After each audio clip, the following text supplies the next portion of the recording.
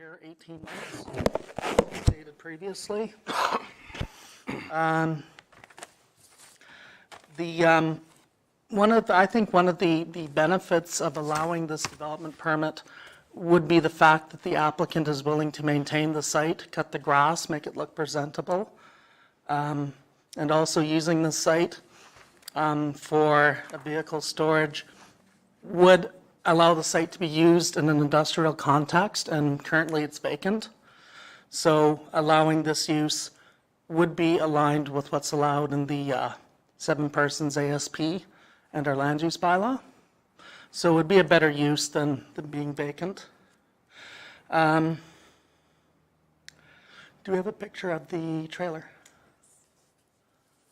So this is the trailer that the applicant wishes to place on the site. It does have living quarters inside of it, and I believe the rest, the back portion is storage, but it does have eating, sleeping quarters, and bathroom quarters, so it would be a livable unit.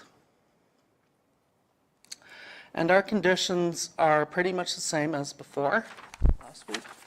The only difference is we no longer have a condition in there regarding entering into a development agreement regarding the temporary use of a structure. What we do have here is sort of a reminder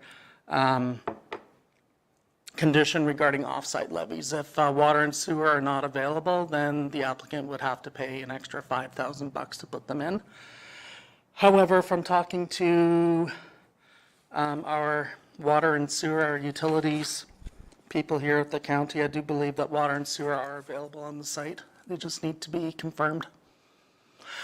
And option 2, MPC would also have the ability to refuse this application on the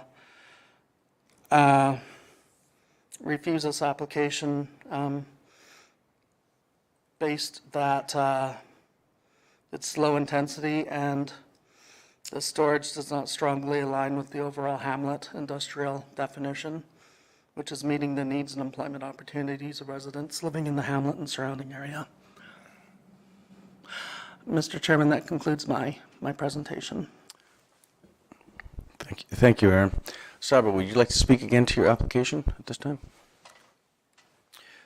The trailer is 4 seasons. We have lived in it in the past for 2 years up north in the country area. My plans are to build a deck on the face of it which would hide the wheels once it's jacked up and closed in all the way around. I have 2 windows ordered for the back section, 1 for each side, which would be the living room section of it once we get it established in there.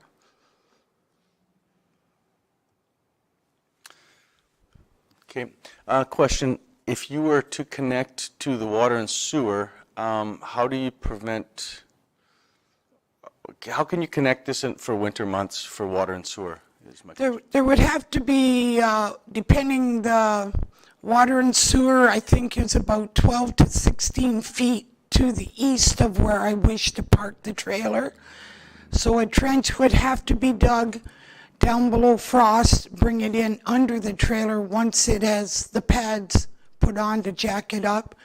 Then what comes up above ground then would be done in heat wrap, and it would be insulated, and then the closure in all the way around would be the same as in a modular home would be.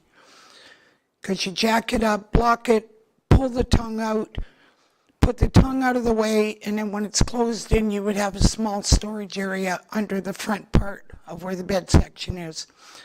When we were in Hinton with it, I had it with heavy tarpaulin, insulated tarpaulins around it, and with heat wrap on the water lines in, and that worked very well. This will be more of a permanent fixture with more of a permanent finishing once the deck is on the front and it's finished. My plans are to put it approximately at the end of where that red arrow is toward the street, where that shed is, cleaning up the brush around there so you would have some trees on the east side. and removing that old shed out of the way, giving me a small parking space in the front where the old part of the driveway is. This is we're looking at the west side of that shed, which would be removed.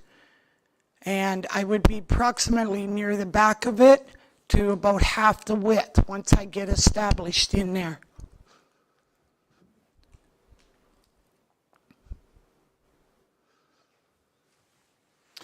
Okay.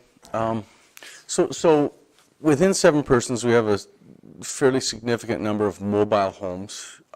I guess would be to the west of this property. And my main point of concern is just to see, those are obviously mobile homes, and this is obviously a RV type trailer. So my main point is trying to make sure we make decisions consistently within the hamlet, and for the best of the hamlet. So I guess I'll open the floor to any discussion. Go ahead, Lloyd. Yeah, Aaron, have we checked with anybody in the neighborhood about this? Through the chair, no, we haven't. However, since this is an MPC item, it will be advertised and it will be open for appeal. So as far as residential, this site backs onto residential properties, but to the, I guess, east and west are more hamlet commercial properties, correct? Chairman, that's correct. And the houses it backs onto, are those affixed, or are they, well, I guess, are they, what type of housing is it? Is it mobile home, or is it? Mr. Chairman, the houses behind are what you'd call stick-built homes. Okay. They are separated from this lot. If we can go back to the map. There's a lot of trees and foliage behind this lot. If you look at the northeast corner of the lot, and the neighbors behind them also have a lot of trees and shrubs in the back of their yard that would provide some screening as well. Also, the intensity of this use will not be causing any noise.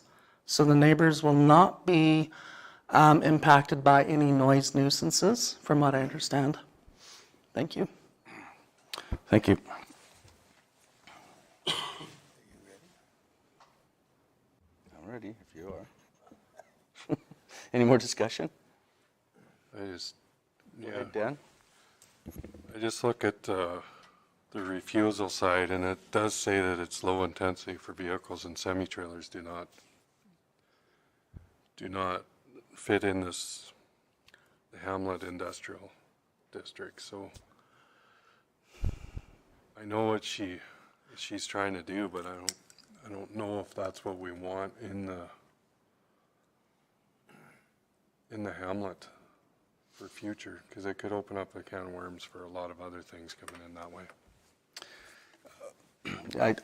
I'm torn on this one, because while this lot is vacant, it hasn't been utilized for a number of years. It would be nice to be used by someone or for some purpose. On the other hand, the trend of bringing in recreational vehicles onto lots for permanent housing, that would be, to me, that's a precedence. I don't think we have any other permanent residences that are considered recreational vehicles within the county. Now, correct me if I'm wrong. Jeffrey, would you agree with that statement? Yeah, I think you're accurate on that, Mr. Chairman. I know in the past there have been provisions where we've allowed residents, or we've allowed occupancy of a recreational vehicle or a holiday trailer, I guess, for a temporary accommodations for, a time-limited period. But that's it, right? Not for permanent. Thank you. Go ahead, Michelle. I'm a little concerned about this too. I mean, I like the idea that the lot will be used and it won't sit there empty. But my concern is, I don't know if any of you have been to Hilda in the last couple of years, but it's everything is full of cars and recreation vehicles, and it just looks awful. And I don't, 7 persons is right on on the number 3, so it's seen by a lot of people, right? And if we allow this, then I think we're just asking for trouble, really. Go ahead, Lloyd. Last time you said you were going to build a house? Is that changed now? Is this is going to be a permanent residence? I don't have the funds to build a house. I'm thinking very strongly that if, when a house that is there is demolished and taken down whatever I can salvage out of it, I can salvage the east part of that building because it's cinder block with a concrete floor. I don't know if you have a photo of the east side or not. That's the west side of it. I would try to salvage that portion out of it using some of the material out of there. But with my trailer as a permanent residence, once it's jacked up in the air and the tongue and the wheels are off of it, there is no difference between that and one of your trailer homes that are in there. And it's a 2005. It's in excellent condition. I do plan on putting a window in the rear section of it for like the living room section of it. As far as storing other trailers on it, will be the 2 semis that I'm going to convert into a shop, a 50-foot shop, which will run north and south on the lot. And then we'll be closed in with an 8-foot fence. Thank you. Go ahead, Michelle. That's another question I have. We don't, semi-trailers are not allowed in the hamlet. Same with those sea-cats, are they? It's not a permitted use. It has to, Okay. it would be a discretionary, I would assume. Through the chair, I believe those types of uses, structures would need to be approved by Municipal Planning Commission. They are out of the ordinary. Go ahead, Dan. Your idea of these trailers, are you taking axles and everything off and putting the boxes on the ground to use them as a shop? That I haven't got to that part yet to figure if I would do that or just close them in and jack them up and block them. At that point, I don't know yet. It'll depend on financial. Also, I'd like to say that, yes, it is 7 persons. 7 persons is on Highway 3, but this is the old highway on the south side where there is very little traffic other than local. And everything to the south of me is the rail yard.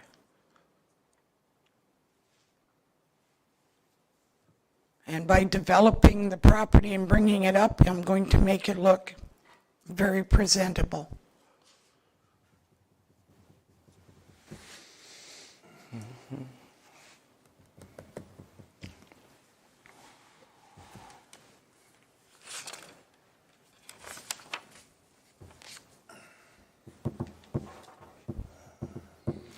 Discussions, motions?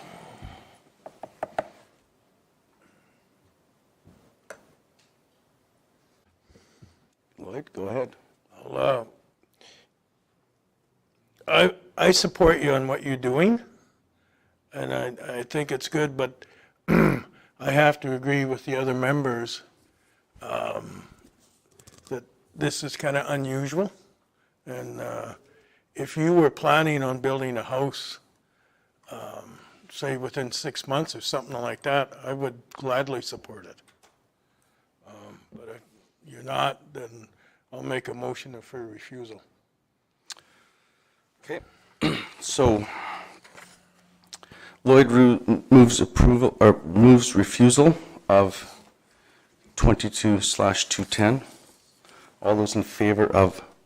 Mr. Chairman, just before you vote, because it is being refused, we do need to identify in the land use bylaw what it doesn't comply with. Okay, just before the vote is taken, just so Okay. that everybody is clear. And the development officer has identified that, it certainly doesn't comply with the Hamlet Industrial District in the sense that it's not a permitted under the or definition, discretionary. it doesn't meet the needs and employment opportunities of residents living in the Hamlet and surrounding area. And I think we could also add to that section 12.16.1, which falls under recreation vehicles. And it says a recreation vehicle shall not be considered and consequently used as a permanent dwelling. So I think it's both, I think we could include both of those reasons, should the planning commission vote to turn this down. So is that, do you agree with those Yes, non-complying? Okay, all right. So for the reasons stated, Lloyd moves refusal of 22/210. All those in favor? Oh, just hold on, okay. Do you have something else to add before we vote, Yes. Deborah? Yes, I have. Before you vote on this, one way or the other, I suppose I can't do it in 6 months. I'm on old age security. It's taking all of my life savings to purchase the property in the first place. I cannot build a house in 6 months.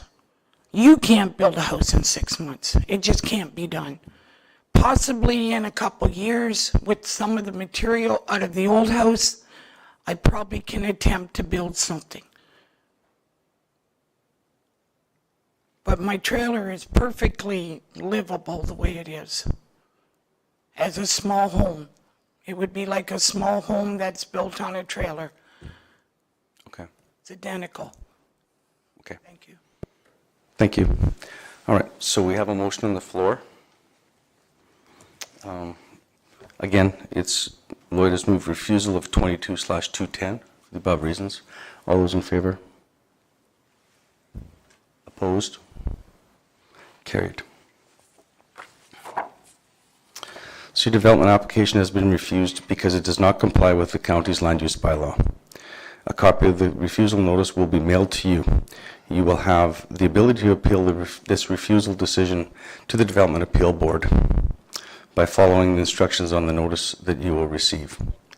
Please be aware that you will have only 3 weeks from the date of the notice to file your appeal. If you have any further questions, you may contact the development officer to discuss them after today's meeting. Thanks, Sabra.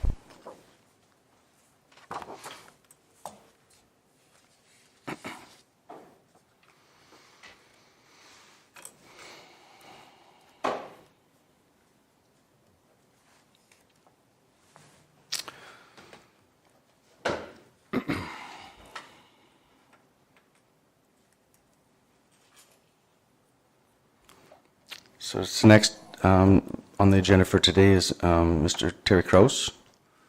Would you take one of the chairs up front, please, Mr. Kraus?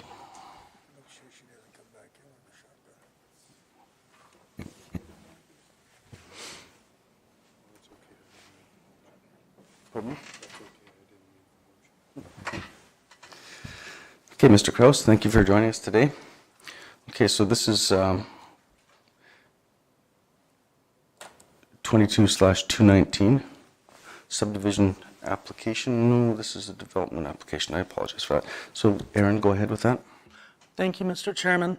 The applicant is requesting approval from the MPC to have 2 storage containers located on number 207 Range Road 43. The request is being brought forward for MPC consideration because the site is undergoing a subdivision and will be rezoned to Country Residential 1 zoning. The CR1 district only allows 1 development officer approved storage container to be placed on the lot. 2 existing storage containers are on the site, and the additional storage container must be considered by MPC as per section 12.19 of the land use bylaw. The setbacks for the adjacent accessory buildings located to the north of this storage container were approved by condition of the subdivision. Under land use bylaw 22/09, Under section 12.19.4, storage containers, it states that a development permit will be required for the placement of one storage container in the CR district. Approval from MPC is required for a second storage container. Subdivision 21 CY 11 condition 3 approved the setbacks for the accessory buildings from the new property line, creating lot 2. The storage containers, presently, when I went out to the site, I basically eyeballed them, and they're about 2 to 3 feet away from the fence. The applicant has stated he will move the storage container so they're 5 feet away from the property line to be more aligned, pretty much aligned with the accessory buildings to the north. This would require a 6.0 meter waiver of the side property line and would be aligned with the variance granted under the subdivision for the other buildings. Staff recommend that MPC approve the placement of the second storage container on the site with the 6 meter setback variance. We do have conditions of approval, option 1. The conditions are primarily standard except under condition number 4. A setback relaxation of 6 meters, 19.5 feet is granted for the proposed side property line from lot 2 for the existing 2 storage containers. If the storage containers are ever to be replaced or moved, they'd have to meet the full setback or come to MPC for a variance. Number 5, the developer is to relocate the storage containers to maintain a 1.5 meter setback from the side yard property line to conform with the variance granted in condition 4. I believe this has already been done. The trailers have been moved, which is good. Approval of this permit allows the storage containers to be realigned so that instead of facing west-east, they can be facing north-south. So they can be twisted, so you don't need a separate permit for that if this goes through. The 2 storage containers on the site are approved. And condition 4 of subdivision 21 CY 11, which required the applicant to obtain development permits for the 2 storage containers, is satisfied by the approval of this development permit.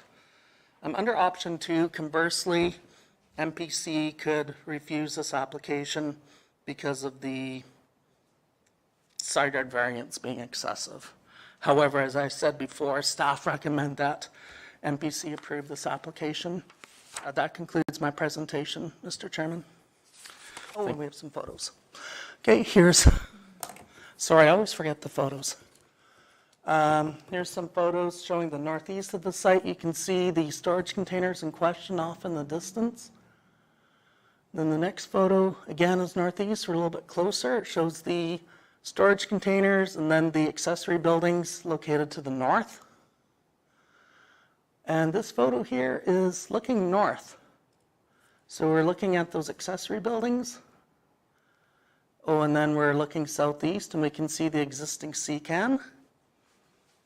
And oh boy, in the middle of that photo, I don't think you can see it, there's a stake showing where the property line is. So the property lines have been delineated on the site. So it's easy to tell how far away the CCAN should be from the property line based on those stakes. And there we are facing north, and we're looking at the backs of the CCANs and the existing accessory buildings.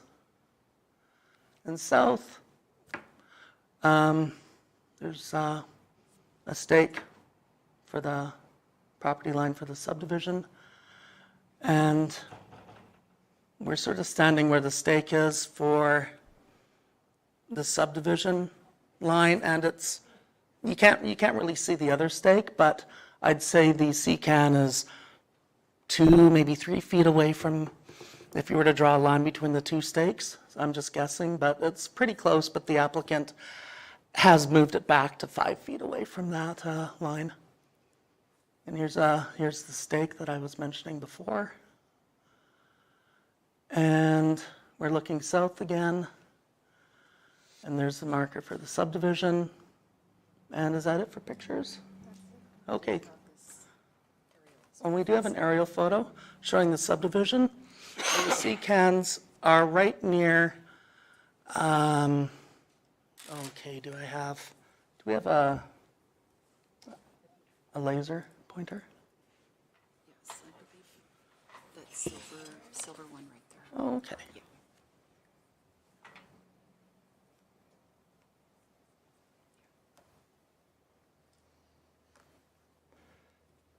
it doesn't really show up too well on the screen. So the sea cans are located about here, right near the property line for lot number 2. And they're going to be, the sea cans, as I said before, are going to be pushed back 5 feet, so they're in line with the existing accessory buildings on the site. And the applicant is going to be changing the orientation to north-south.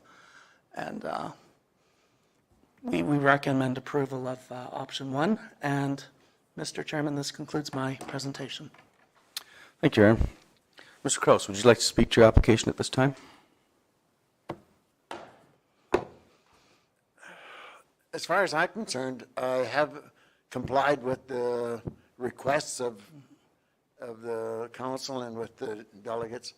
Like I said, the sea cans are now facing north-south, approximately 7 to 8 feet away from the property line. I feel I have done my obligation towards this. Okay. Thank you. Open up the floor to discussion. Dan moves approval. Any more discussion before we go ahead with this? Okay, so Dan moves approval of 22/219. All those in favor? Carried. So your development permit has been approved, subject to meeting the conditions which were previously discussed. The county will mail you a copy of your development permit. Since this is a discretionary use, there's now a 3-week appeal period that the public may appeal the issuance of this permit. The development permit will be advertised in the Cypress Courier newspaper for a duration of 3 consecutive weeks. If no appeal is filed within 21 days from the date of issue, the development permit will become valid at that time. If you have any further questions, you can contact the development officer after today's meeting to discuss them. Thank you, sir. Thank you kindly.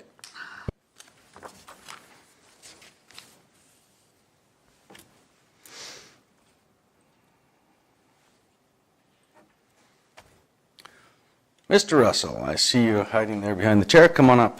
And Mr. Monroe.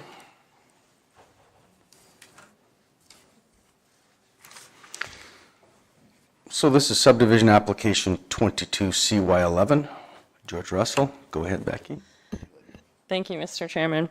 So subdivision 22CY11, this is located on Township Road 83, approximately a kilometer east of Highway 514. The legal description is Southwest 2283 west of the 4th, and that's Plan 1113-012, Block 1, Lot 1. The proposal is to subdivide a 4.05 hectare parcel containing an existing residence and yard to create a separate title for estate planning purposes. And the owner of the property is George and Judith Russell, and Global Ramax Surveys has applied on their behalf. This application is intended to subdivide a 4.05 hectare or 10-acre agricultural parcel containing an existing residence and yard to create a separate title for estate planning purposes. The remainder of the agricultural title contains pasture land and is 15.18 hectares or 37.51 acres in size. The existing 15.18 hectare parcel was subdivided from the remainder of the agricultural title in 2011, utilizing the Forest Road allowance, which is Township Road 83, as an involuntary severance. The creation of the proposed country residential subdivision to accommodate the yard site would result in 2 separate titles being created south of the road.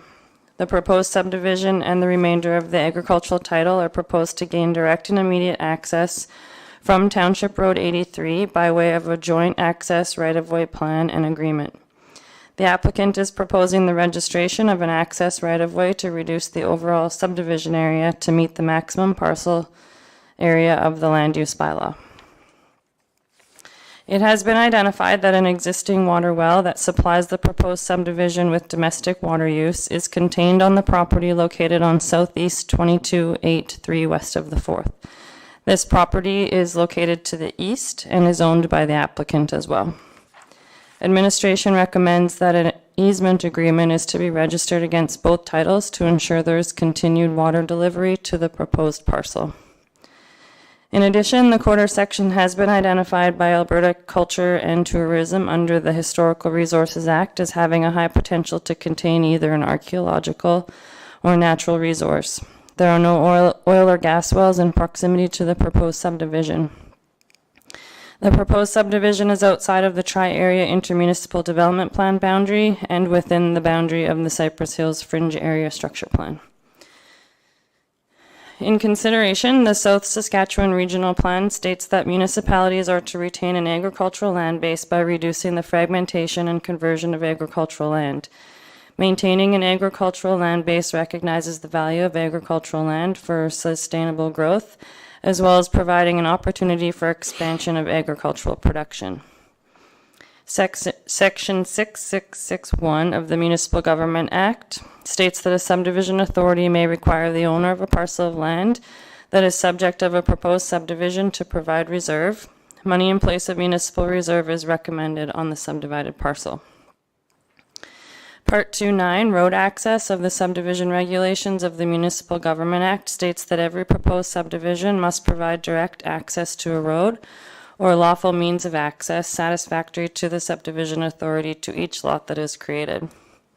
Part 5.1, application referral, states that the Deputy Minister of the Minister responsible for the Historical Resources Act must be referred to if any of the land that is subject of the application is adjacent to or contains, either wholly or partially, land identified in the listing of historic resources maintained by the Minister.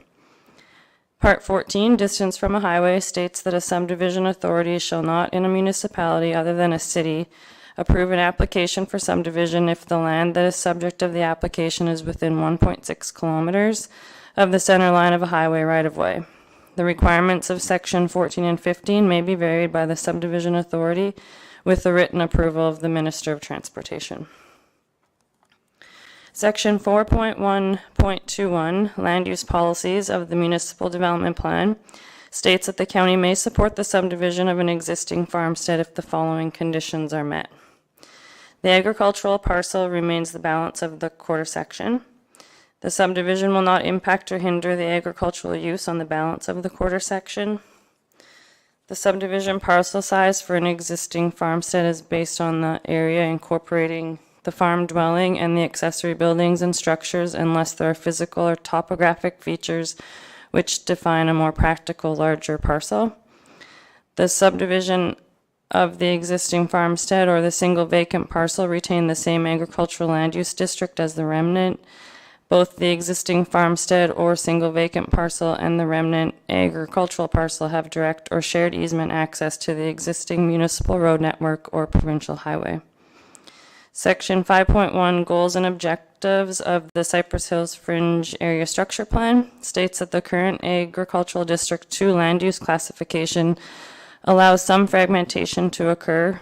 Retaining the current land use classification is seen to balance the ability of the landowner to meet their family estate requirements while minimizing uncontrolled sprawl and preserve the ability for ranching to remain a viable industry in the plan area. And consideration should be given for the registration of an access right-of-way plan and agreement to be registered upon the Alberta land title as a condition of subdivision approval. Although an access right-of-way is proposed, both the proposed parcel and the remainder of the agricultural title have legal access to a public road, which is Township Road 83. An access right-of-way is proposed to reduce the number of acres within the proposed subdivision to comply with the maximum parcel area of 10 acres, as well as to reduce the need for the development of new roads. And utility easements may be required between the proposed parcel and the remainder of the quarter section. So when we circulated this application, Cypress County Finances replied that there are no local improvement plans associated with the property. The Director of Municipal Services replied that in accordance with Section 6.3.4, Protection of Better Range and Farmland of the Cypress Hills Fringe Area Structure Plan, the proposed subdivision location is situated on land that is considered to be better quality rangeland, which has been identified in Figure 16. Section 6.3.4, Protection of Better Range and Farmland, states land is considered better agricultural rangeland when the land is considered capable of a stocking rate at 35 acres per head or better. Furthermore, it states a parcel must have 10 acres or more of land that is not considered to be better agricultural or rangeland to allow for a higher intensity in use. As the proposed subdivision is intended to create a separate title for the existing residents, it should be noted that any further subdivision within the Southwest 2283 west of the 4th to create additional titles would be a contravention of Section 6.3.4. Cypress County Public Works replied that they have no comments. TELUS Communications replied that they have no objection to the proposed subdivision. Fortis Alberta replied that they are the distribution wire service provider for the area and that no easement is required. The developer can arrange installation of electrical services for the proposed subdivision by contacting Fortis Alberta. No comments were received at the time of writing this report from the Historic Resources Management Branch. Alberta Transportation replied that the proposed subdivision is subject to the requirements of sections 18 and 19 of the matters related to subdivision and development regulation due to the proximity of Highway 514. Alberta Transportation offers the following comments with respect to this application. The requirements of section 18 and section 19 of the regulation has been met. Pursuant to Section 678 of the Municipal Government Act, Alberta Transportation is varying the distance for appeals for the subdivision's application. Therefore, from the department's perspective, any appeals can be heard by the local subdivision and development appeal board. And the Cypress County assessor provided a market value assessment rate of $11,577.11 per hectare for money in place of municipal reserve purposes. So if I move on to my recommendation, and that is for approval. I'm sorry, I have two options today. So option 1 is for approval, subject to the following conditions. Number 1, the developer is required to register an access right-of-way and easement agreement to ensure continued legal and physical access to the proposed subdivision. The access right-of-way and easement agreement are to be registered in conjunction with the registration of the subdivision plan with Alberta Land Titles. Number 2, the developer is required to register a waterline easement for domestic water supply to the subdivided parcel located at Southwest 2283 west of the 4th from the existing water well located at Southeast 2283 west of the 4th. The waterline easement is to be registered on both titles in conjunction with the registration of the subdivision registration with Alberta Land Titles. Number 3, the developer is required to make a payment to the county for money in place of municipal reserve for 4.05 hectares at a rate of $1,157.71 per hectare, being 10% of the appraised market value of $11,577.11 per hectare. The payment is to be submitted to Cypress County prior to the subdivision's registration with Alberta Land Titles. And number 4, the standard condition, the developer is required to supply copies of any utility right-of-way plans, easements, or agreements which are to be registered as a requirement for any affected utilities to Cypress County prior to the subdivision's registration with Alberta Land Titles.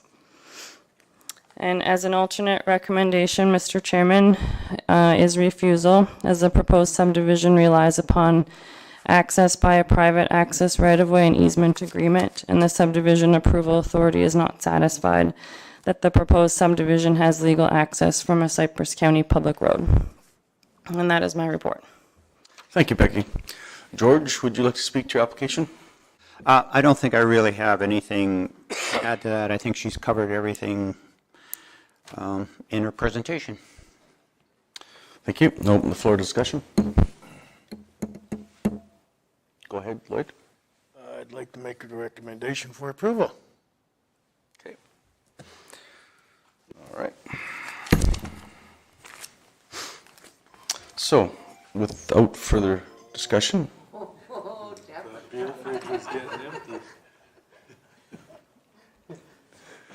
Without any further ado, Does that count? Lloyd moved approval of 22 CY11 with conditions as presented. All those in favor? Carried. So your subdivision has been approved, subject to meeting the conditions which were previously discussed. The county will now mail you a copy of your subdivision approval. You are advised to begin working towards completing the necessary making conditions and making arrangements to have the approved subdivided area surveyed if you haven't already done so. You have 1 year from the subdivision's date of approval date to have met all of the approval conditions and have the survey plan submitted to Alberta Land Titles by your surveyor for the registration of the separate title. If you have any further questions, you can contact the planner after today's meeting. Thank you.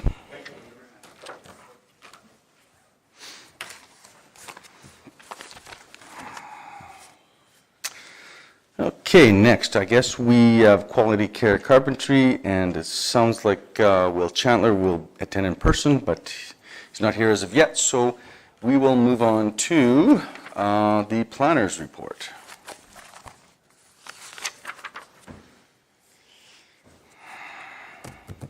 Any discussion, questions? Yeah, see it here. Waiting for all the questions.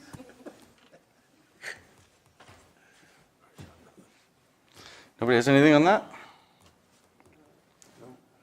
Letter off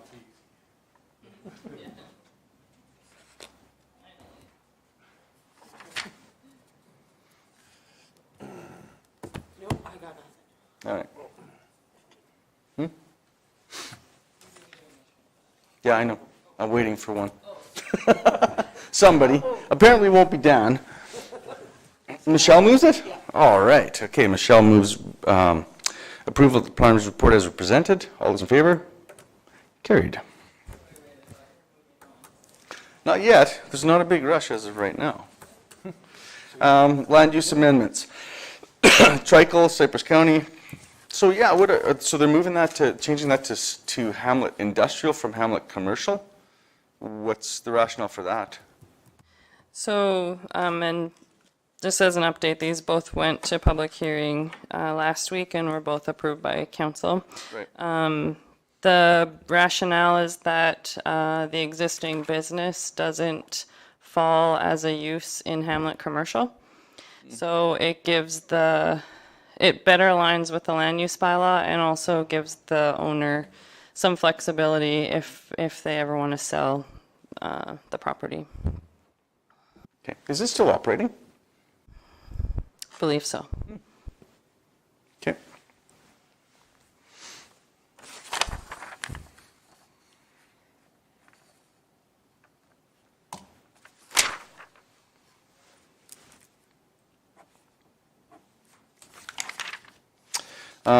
Development applications for viewing. Any discussion regarding that?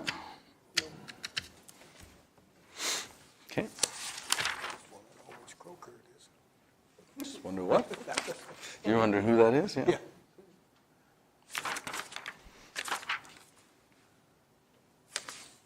You Mr. Chandler? Yes. Would you take one of the chairs up front, please? We're just waiting for one of the planning commission members to return to his seat, so. Okay, 2-minute break. We'll re-adjourn here at 5 to 11.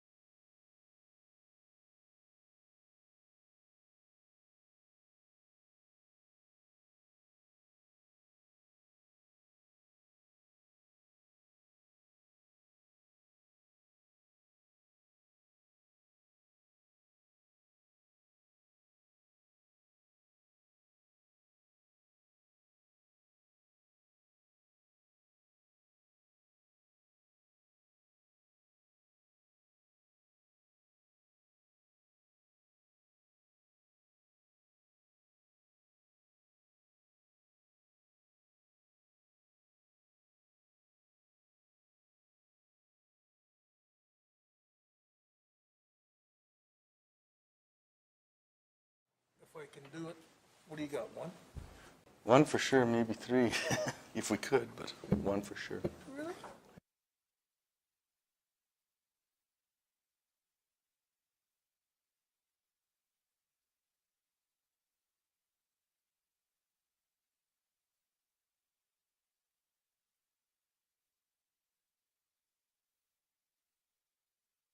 Okay, we'll call the meeting back to order. Next for consideration is application 22/224. This is Will Chandler, Quality Care Carpentry. Okay, go ahead, Aaron. Thank you, Mr. Chairman. This site is located at 6513 Old Tridents Canada Highway, and the proposal is to construct a 1,900-foot shop addition to an existing 1,200-foot shop totaling 3,100 square feet for the shop plus the addition. And the applicant is requesting a building area relaxation of 700 square feet. The applicant is requesting approval from MPC to construct a 1,900 square foot addition to an existing 1,200 foot shop. This results in a size relaxation request of 700 square feet for the enlarged shop. There are no other sizable accessory buildings located on the property. As the letter of intent states, the applicant is requesting the addition to allow for ease of travel for the owner. The purpose of the shop is intended for the storage of a large motorhome, water cistern, riding lawnmower, and other items for personal storage in a heated building. The boiler in the existing house will be used to heat the addition. Land Use Bylaw 2209. In the Land Use Bylaw 2209, under Country Residential District 2, it states that an individual accessory building shall not exceed 2,400 square feet in area.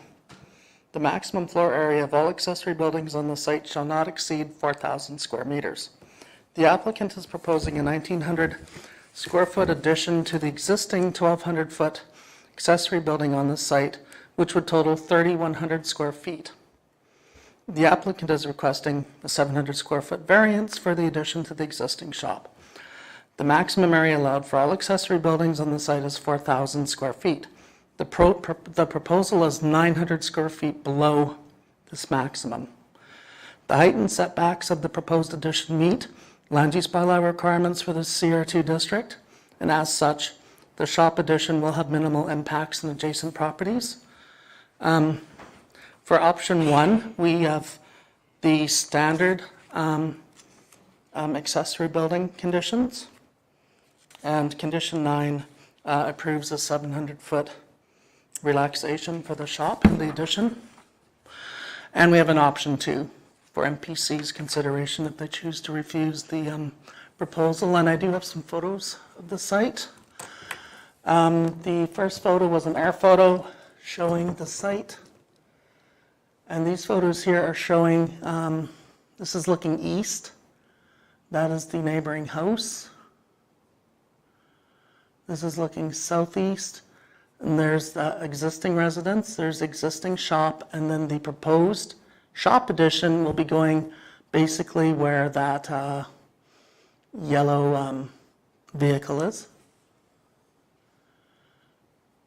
And this is looking south. Oh, that's the neighbors, sorry, that picture shouldn't be in here. Okay. Okay, and this is looking north. This is the driveway into the site, and I'm standing right where the proposed addition is going to be. The old Trans-Canada Highway, you can just see it beyond the fence over there. And yeah, so that's what it looks like from the north. From the southeast, we're standing where the proposed addition is going to be, and you can see to the southeast an open field. And then to the south, that's where the addition is going to be, and again, behind the site is an open field. And to the west, we can see the existing house, and we're standing right where the proposed addition is going to be, and we're facing the garage that the addition will be attached to. Okay, and we're looking south again. The proposed building site is on the left. We're looking southeast, and the proposed building site is as marked on the photo. And that's it for photographs. That concludes my presentation. Thank you, Aaron. Mr. Chandler, would you like to speak to the application at this time? Yes, if you press the red button there you go. At the bottom like that? Okay. You got it. Yeah, when I was looking at the photographs, one of the things I'd like to point out is the front end loader that was sitting there. That is not something that's on site at all times. We brought that into place because we were adding an addition on to the house and extending the patio. And he used that for putting the new posts in for the new gate, and then bringing gravel in for us, and then bringing dirt out. That is usually stored at the Badlands shop in Redcliffe. He owns that shop, and his son-in-law owns the business itself, the Badlands. And so that's where that usually sits. The other thing I'd like to point out is the word shop. It's been used in quite a few different indications here. That is actually just a two-car garage. There's no business running out of this property. There is no shop, no work being done other than the personal work of the owner himself, Al Shiroka. So shop gives the indication that there is some kind of work going on. It's actually a garage, and what's going to be built is kind of a shop garage. That's mainly for storage, because right now he can't use his two-car garage for his vehicles because he needs, in the winter, he needs to keep the water trailer in there with a load of water in it. And then he has lawnmower, he has a small boat. So this building would allow him to have all the storage he needs for his other pieces of personal belongings and that.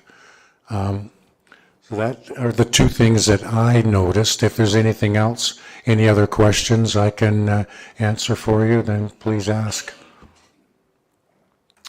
Thank you. I'll open the floor to discussion. Go ahead, Dan. This addition you're asking to put on, is it going to be unison with the size that's there, or is it going to be bigger? Or is it going to look like all one unit when it's done? It'll look all one unit when it's done. The way, when you look at the garage, the way that it is now, the design is it'll be hanging past to the south by 2 feet, and then coming 50 feet from there into the front. Then there will be a side garage door, and that will allow entrance way of him coming in, and at the end facing the old Trans-Canada Highway will be one 16-foot by 15-foot door to bring in the motorhome. That will allow that to run down the east side of the garage. It'll all be done in siding, the same as the garage, so it'll look as one complete building when it's done. There is a consideration of doing the west side and the back of the building in vertical metal, but the rest of the front of the building and the west side would all be done in siding to match the existing garage. Thank you. Excuse me for that. Any more discussions, questions?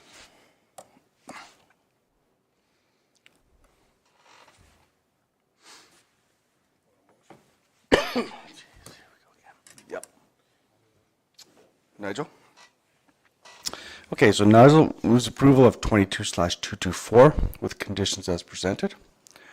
All those in favor? Carried. Thank you. Street development permit has been approved subject to meeting the conditions which were previously discussed. The county will mail you a copy of your development permit, which, since this is a discretionary use, there's now a 3-week appeal period that the public may appeal the issuance of this permit. The development permit will be advertised in the Cypress Courier newspaper for a duration of 3 consecutive weeks. If no appeal is filed within 21 days, the development permit will become valid at that time. If you have any further questions, you may contact the development officer after today. There we go. If I may add a couple of things, Jerry, the next door neighbor, which owns both the property on the west and the east. He's selling. Him and his wife are moving into a home. So does the letter that goes out only deal with him, or does it deal with the new owners if they were to take over?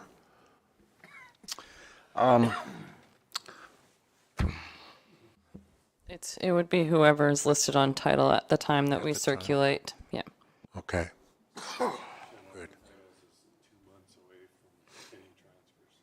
Okay. Thank you. Thank you.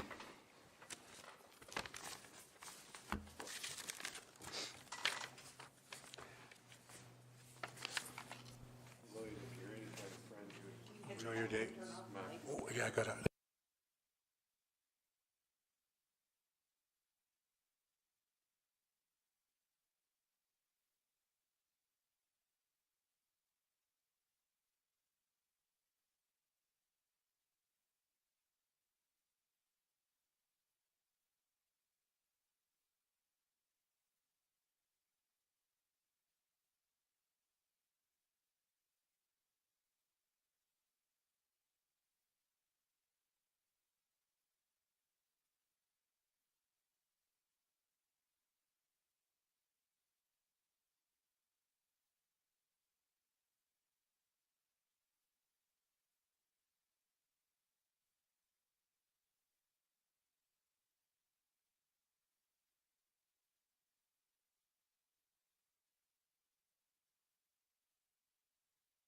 Speak louder for you next time.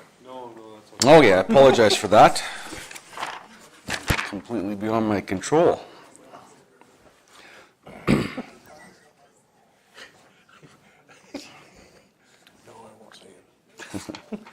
So Mr. Breyer will be here for the Bayview Homes. Okay.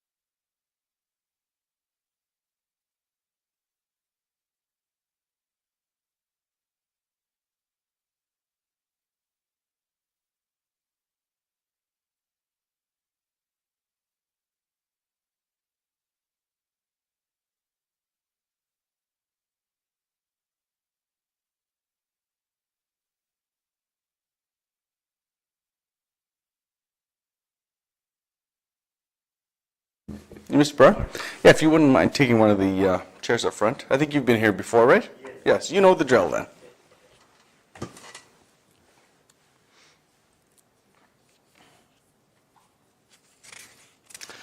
Okay, so this is development application 22/242, Bayview Homes Limited. Mr. Barr, go ahead, Aaron. Thank you, Mr. Chairman. This proposal is at 25 Dunes Way in Desert Bloom. The applicant is requesting approval from the Municipal Planning Commission for the construction of a residence with a proposed setback distance of 1.52 meters from the rear property line. This results in a setback relaxation request of 6.1 meters, 20 feet. The front setback is 7.6 meters in the RR district, and the applicant is requesting a 5-meter setback, 1.6 meter variance at the closest point to Dunes Way. The garage's proposed setback is 6.5 meters, which is adequate to park a vehicle without encroaching into the roadway. The construction is proposed to include an attached garage, covered rear deck, and a driveway. The application and site plan has been submitted by the developer. Proposes that the front property line be considered as the side south to Dunes Link. In this case, all minimum setbacks would be met. However, the land use bylaw defines the front property line as being the side in which the main entrance is located. In consideration of this, the front property line faces west, which is the long portion of the lot rather than the skinny portion to Dunes Way, in accordance with the land use bylaw. In this scenario, the development requires setback relaxations to the rear property line and front property line. The proposed orientation of the home is consistent with the layout of other adjacent properties in this phase of Desert Bloom. As the letter of intent indicates, the applicant used careful consideration in the design of the home. The front entry was placed to the west to allow for maximum yard area on the south side of the home. The configuration is very familiar to that of an adjacent single detached dwelling at 33 Dunes Way that MPC granted similar variances to as DP 22-138. Okay, under Land Use Bylaw 2209, under the Recreational Residential Resort District, a residence is considered a permitted use providing the proposal complies with the minimum setback requirements of the district. Under section 6.6.2, the minimum rear setback of this district is 7.6 meters, which is 25 feet. The minimum front yard is also 7.6 meters. In addition, it states the maximum site coverage, including landscaping, is not to exceed 45% of the total lot area. The proposed site coverage for this proposal is 33%. The plan also shows the design of the proposed dwelling exhibits positive drainage away from the house to the roadway and towards a concrete swell located at the south of the subject site. The minimum area of the lot for accommodating a dwelling single detached shall be a minimum of 6,459 square feet. The proposed lot area of this lot exceeds that minimum. The proposed lot area is 9,332 square feet. And the lot width shall be no less than 15 meters, measured at the required front yard. The subject site meets land use bylaw requirements in terms of lot area and lot width. In section 22, terms and words, corner lot means a lot having frontage on 2 or more streets and situated at an intersection. The front lot shall be considered the side in which the main entrance of the principal building is.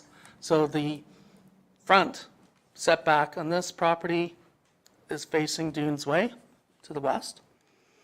If one meets the requirements of section 6.6.2 and section 22 of the land use bylaw, for this particular corner lot, the developable area is only 155 square meters.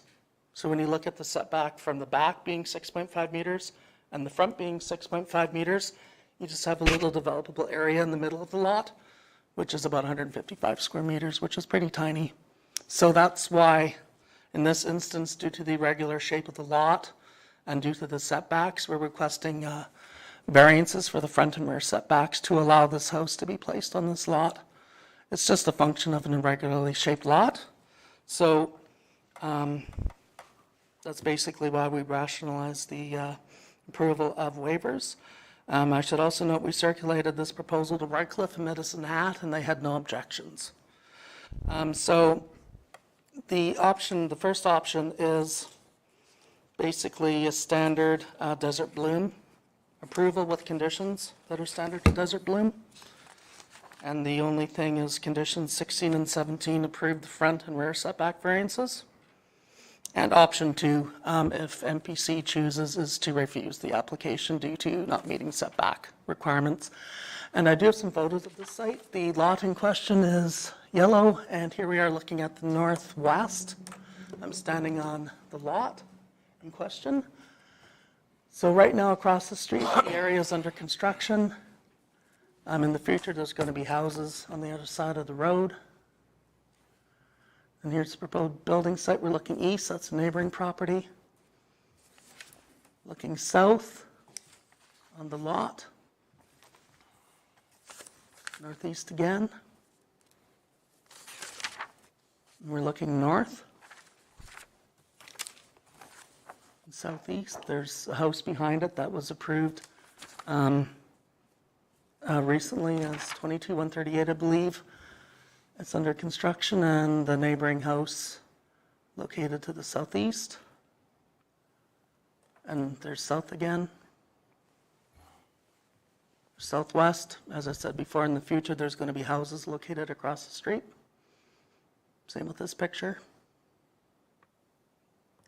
And is that it? That's okay. That concludes my presentation, Mr. Chairman. Thank you, Aaron. I think this is pretty straightforward. We dealt with one similar to this. Was it last MPC or the year one before, perhaps? I think there was one in 22. Yeah. Yeah. I think it's pretty straightforward. Mr. Barr, do you have anything to add, or is...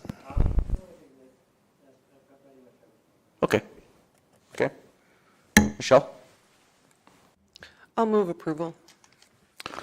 Okay. No other discussion. I don't think any is needed. So, okay. Michelle moves approval of 22/242 with conditions as presented. Those in favor?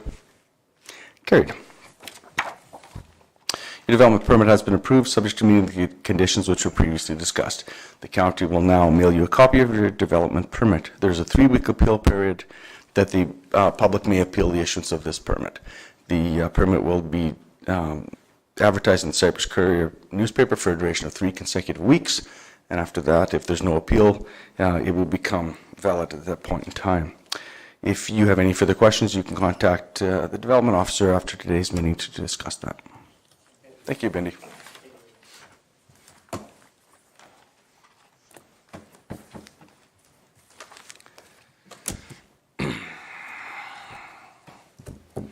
In the words of the famous Bugs Bunny, that's all, folks. Was it Bugs Bunny or was it Elmer Fudd did that? Elmer Fudd. Anyways. Wait, I guess. Was it Fudd? I think it was. Was it Bugs? Elmer Fudd. Porky Pig, maybe. This is very important. You're right. I think Aaron's right. It was Porky Pig. There you go. Well done, Aaron.